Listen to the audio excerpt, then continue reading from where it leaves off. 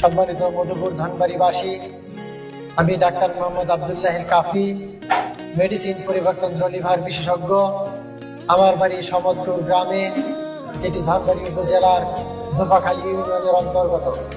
আপনারা সকলেই জানেন, আগামী 12ই ফেব্রুয়ারি ত্রয়োদশ জাতীয় সংসদের নির্বাচন অনুষ্ঠিত হবে।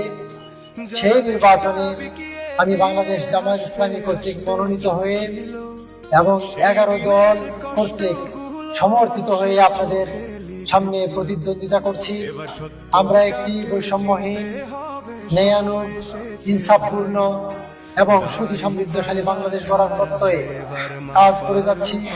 আপনারা যদি আমাদেরকে রায় দেন, তাহলে আমরা একটি সুখী সমৃদ্ধশালী বাংলাদেশ গড়ার প্রত্যয়ে একটি চাঁদাবাজ মুক্ত, হিংসা হানাহানি মুক্ত, দখল মুক্ত, মানুষের অধিকার আদায়ের বাংলাদেশ গড়ে তোলার জন্য সার্বিক ব্যবস্থা নিব।